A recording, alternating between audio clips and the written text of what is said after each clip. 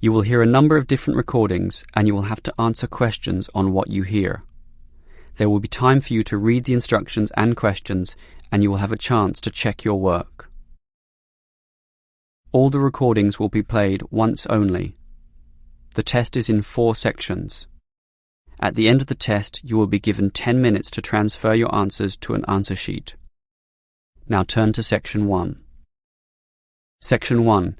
You will hear 2 teachers, Andrew and Katie, discussing the coming excursion of their language class. First, you have some time to look at questions 1 to 6. You will see that there is an example that has been done for you. On this occasion only, the conversation relating to this will be played first. Well, we have this school excursion plan, but when exactly is it? Is it this Tuesday or Wednesday? Well, it can't be Tuesday with the English tests taking place. Ah, right, not Tuesday but Wednesday. That's right, all day Wednesday, taking a bus outside the city. The excursion is on Wednesday, so Wednesday has been written in the space. Now we shall begin. You should answer the questions as you listen, because you will not hear the recording a second time. Listen carefully and answer questions 1 to 6. Well, we have this school excursion plan, but when exactly is it? Is it this Tuesday or Wednesday? Well, it can't be Tuesday with the English tests taking place. Ah, right, not Tuesday but Wednesday. That's right, all day Wednesday, taking a bus outside the city. And where are we going? Last month we went to Arthur Island, so this time we're going to the animal park. Arthur Island was okay, but it was too cold. Let's hope the weather for this week's excursion is better. I don't suppose animals care about bad weather, but I certainly do. Have you heard the forecast? Yes, and it's not too bad. Basically, they're saying Monday will be sunny. Good. But then the weather will change. Not so good. Yes, Tuesday we'll have some showers, but by Wednesday, the day of our excursion, it will be, well, their words are cold and cloudy. Cold and cloudy. Well, as long as it isn't wet and rainy, I'm happy enough. We won't need umbrellas, just warm clothing. And what time will we get there? Let's see, the bus picks us up at 8:30 a.m. and then it's an hour and a half on the road, so we arrive at 10 a.m. Sorry, with the 15-minute break, that will actually be 10:15 a.m. That's early enough. Then all our students can see the animals, have their fun, and do whatever they want to do. Well, one fun event planned that day is Birds of Prey. What's that? That's when they bring out several birds of prey, eagles, falcons, kites, those sorts of birds, and throw pieces of meat into the air, and the birds swoop down and eat them. It's quite impressive. Sounds great. Birds of prey. Are there any other activities? There's a catered lunch at the park restaurant. We've already paid for that. And in the afternoon there's... Well, I had a choice between the reptile display and the koala handling. In the reptile display, the students can handle live pythons and various other snakes. Surely they'd rather hold koalas. I'm sure, but the koalas can't be handled unless the weather's sunny, and given the forecast, I thought it better to choose the reptile display. That's a shame. These Asian students would love the koala handling. Yes, I know, but we can't control the weather. And then we get back. What time will that be? We leave the park at 4:30, but then we face traffic, so we won't get back until well after 6 p.m. It will most likely be 6:30, but that's better than the last trip. We didn't get home until 8:30 that time. Yes, that was a bit too late, wasn't it? Before you hear the rest of the conversation, you have some time to look at questions 7 to 10. Now listen and answer questions 7 to 10. Andrew, I understand you've been doing some research regarding the breakdown by nationality of our student body. That must have produced some interesting results. You're right. I got some statistics from head office. I would imagine that most of our students are either Japanese or Chinese. You imagine right. But it's the Chinese who constitute the majority, but only just. I had thought Koreans might be second, but it's actually the Japanese, quite close behind. It's somewhat surprising, but obviously all those study tours that our university markets in Japan are bringing in students. What's the breakdown exactly? Japanese are a quarter of the whole, which is considerable. Last year they were only 16%, so that market has grown nicely. The only other proportions of some weight are the Indonesians and Koreans, about the same. Indonesians at 15% and the Koreans are a little higher, not like last year when they were less than 10%. I thought we'd have more Indonesians than Koreans. Well, as I said, they're about the same. Just like the Saudi and Thai student numbers, almost the same also, both just under 10. Which one is bigger? Thai students number just a fraction more. As for the other nationalities, collectively they're only 3%, so it wasn't worth giving each of them a separate category. I just grouped them under other. That's Vietnamese, South American, a couple of Russians, and so on. That is the end of section 1. You now have half a minute to check your answers. Now turn to section 2. Section 2.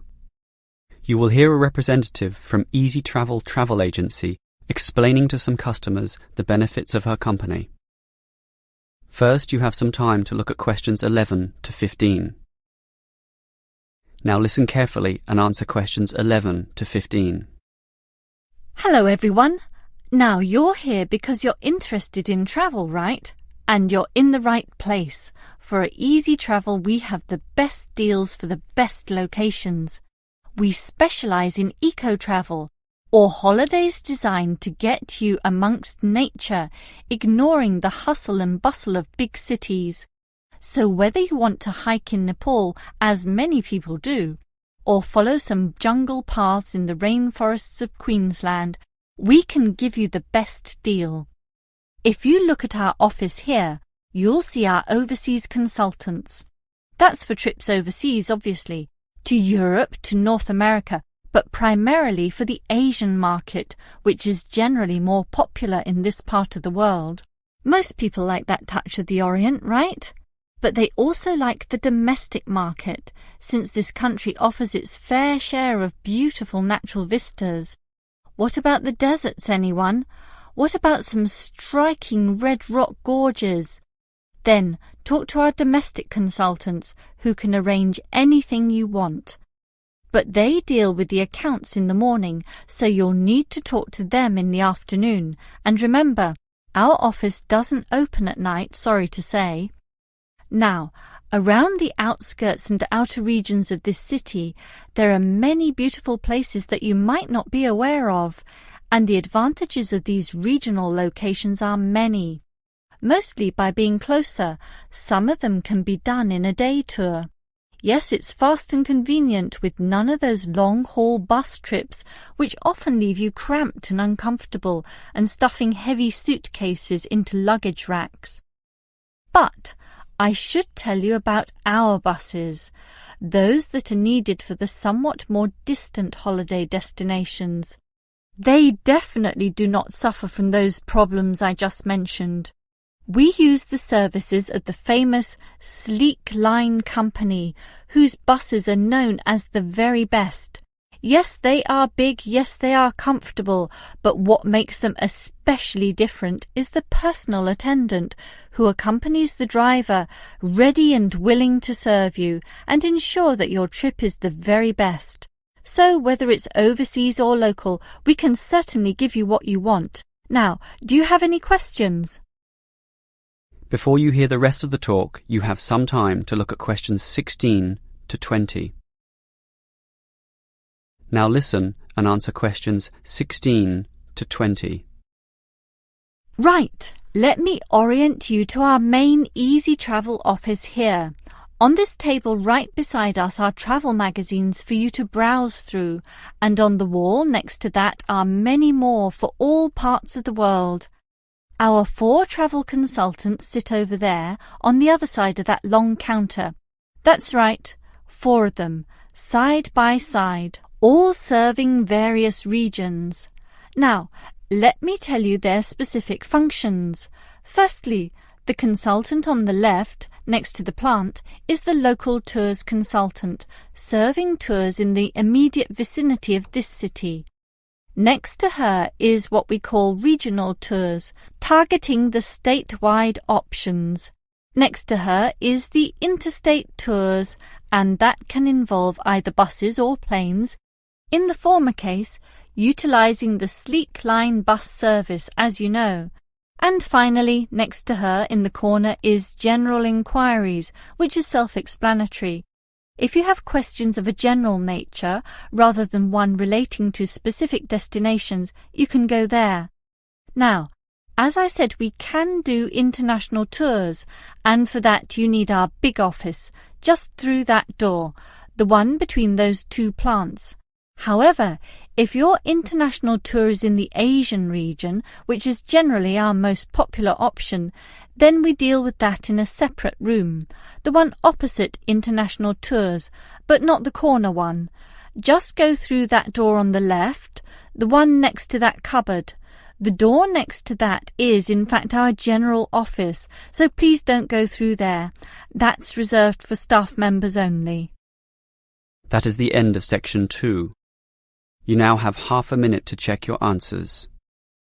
Now turn to section 3. Section 3. You will hear 2 students, Sam and Liz, discussing their university orientation program. First, you have some time to look at questions 21 to 24. Now listen carefully and answer questions 21 to 24. Hi Liz, how do you feel about starting university here? A little bit nervous, but I'm confident I can handle it. This orientation program seems like it will help us a lot. Sure. I'm looking at the timetable here myself. It seems that there are choices available. I can see. So, what are you going to do Monday afternoon? In the morning we all have the opening lecture, but it looks like we have a choice later that day, as you said. Well, the careers lecture might be helpful, but I am interested in the uni tour. It's probably too early to be thinking of careers now anyway, and I want to know what's what at this new university, so I'm doing the tour. All right, I'll come along with you. Might learn something interesting. After all, we haven't seen much of this place yet, and we will be spending 4 years here. Tuesday is another full day too. In the afternoon there's a lecture about study skills, but that morning offers another choice. Library tour or student union induction? What do you think? I think the student union is very important, but we can go there anytime, right? So we should take advantage of the library tour while it's being offered. Maybe the week after, you and I can go to the student union. Library it is then. Now, Wednesday has a free session in the morning, but after lunch there's a choice between visiting the computer lab or attending a lecture on our legal rights. Well, law and rights are important, but computers are the basis of everything these days, so I'm going to the computer lab. Don't you think knowing our legal rights is equally, if not more important? We live in a very litigious and complex society now. Sure, but it's something we can pick up later, so let's leave that one out. OK. Let me see the timetable. Thursday is a free day, and the week winds up with some celebrations on Friday afternoon. It looks like a fun choice too. There's either a barbecue on the main lawn or the dance. I never pass up the chance to eat something. What about you? If I can get a free meal, I'll take it any day, and I'm not good at dancing anyway. Well, that's that decided, right? Right. Before you hear the rest of the conversation, you have some time to look at questions 25 to 30. Now listen and answer questions 25 to 30. Guess what, Liz? There's another interesting thing in this orientation booklet, and it looks important, about a style guide. What's that? Take a look yourself. It seems to be a set of rules regarding how to present written work, essays and that sort of thing to the lecturers. They want a uniform style of presentation. I can see, so everything we hand in must have a header and a footer. A what? A header and a footer. The footer is at the bottom of the page and the header is at the very top. That's why they call it a header, you know, that little bit of writing giving details about the work. And they also want the word count. Why do they need that? I guess because the lecturers will specify the number of words they want for their assignment, and they want to be sure students follow this. And even the heading on the page has to be a specific dimension, 16 points and bold print and underlined. And subheadings are 14 points, and the font has to be Arial for everything. Yes, the main text is Arial too, as you said, and the size is 12 points, with the header and footer being slightly smaller at 10 points each. Well, it seems logical. The size of everything is in proportion to its importance. But why do they need the spacing of the main text to be 1.5? The header and footer are different. They're only single-spaced. Probably to allow the teacher to insert comments or corrections, or just to make it all more readable, I suppose.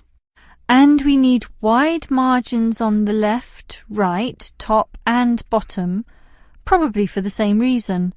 Lots of space to allow the addition of comments.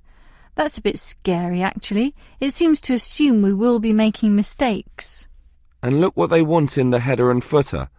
The header has the name of the work. Not the name of the teacher? No, the work, but surely the teacher's name must go somewhere. Ah, here it is. It goes in the footer. OK, I'd say this is all logical. If a page is lost, say falls to the floor, then with all this information it can always be traced back to the teacher involved. Right. As you say, all very logical. That is the end of section 3. You now have half a minute to check your answers. Now turn to section 4. Section 4. You will hear a lecturer discussing public parks. First, you have some time to look at questions 31 to 34. Now listen carefully and answer questions 31 to 34. Most of us are familiar with a local park. We spend time there, play there, and have some of our best memories in these places. But what is a park? Basically, it can be defined as a natural, or at least semi-natural, piece of land, planted with a variety of trees, bushes and flowers, protected and reserved for the enjoyment of all citizens. There are usually regulations about the sorts of behaviour that can take place within, and sometimes there are facilities such as children's playgrounds or fields for ball games and other sorts of activities. For this reason, if there is grass, it is kept short, and this also discourages the breeding of insect pests. A well-maintained park actually needs a lot of people to look after it, and more so if the park showcases special plants, flowers or trees, in which case it is called a botanic garden. In complete contrast, if the park is big and remote enough, it is sometimes designated as a wilderness park, to be left completely alone and untouched, protected from all development in order to allow wild species, both plant and animal, to live undisturbed. But it is the urban park, the sort of park that most people are familiar with, that I want to talk about now. These preserve natural landscapes for the pleasure of the urban population, most commonly just for passive recreation.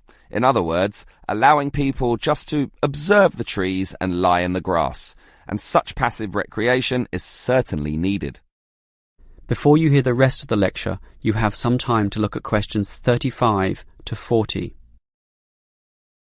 Now listen and answer questions 35 to 40. Continuing on the subject of parks, it might surprise you to know that once there were none. 1,000 years ago, there was no need, since there were already extensive open spaces, forests and wilderness surrounding most cities and towns, for example in Europe. These dark, dank forests were large and even dangerous, full of wild animals and with the potentially fatal result of getting lost. Hence, fairy tales evolved about witches living in these areas and the wolves and bears which could threaten young children. However, with the rapidly increasing human population, the original wilderness and natural open spaces were intruded upon. Forests were cut down as population spread, and with them, urban pollution and further deforestation. But it was only with the advent of the Industrial Revolution that people realized natural areas needed to be preserved to give the populace access to the sort of nature that was fast disappearing due to the uncontrolled development and demand for resources. The first park expressly designed for that purpose is usually considered to be Prince's Park in Liverpool. This was in 1841 on land donated to the public by a rich iron merchant. With such a generous donation, worth about £50,000, the council decided to invest £5,000 of its own money in making it look good. Consequently, they hired a landscape designer, Joseph Paxton, who designed twisting turning pathways among shade-giving trees, all based around a central lake. In many ways, it became the prototype for all later large parks, including the famous Central Park in New York. But if we were to pick the park that most people are familiar with, it would be the much smaller neighborhood park. These can be tiny, but by being in the midst of extensive development and dense populations, they are increasingly seen as a refuge where one can get a glimpse of true nature. Many psychologists now maintain that this glimpse is necessary, for ultimately, as a species, we have an innate affinity for nature, and the concrete urban zoo clashes with our inner being. This has seen a rejuvenation of many urban parks that were once left to decay, for example, in New York or London, and indeed some cities such as Melbourne are known all over the world for their abundance of carefully maintained parks, including a world-famous botanic garden. That is the end of section 4. You now have half a minute to check your answers. That is the end of the listening test. In the IELTS test, you would now have 10 minutes to transfer your answers to the answer sheet.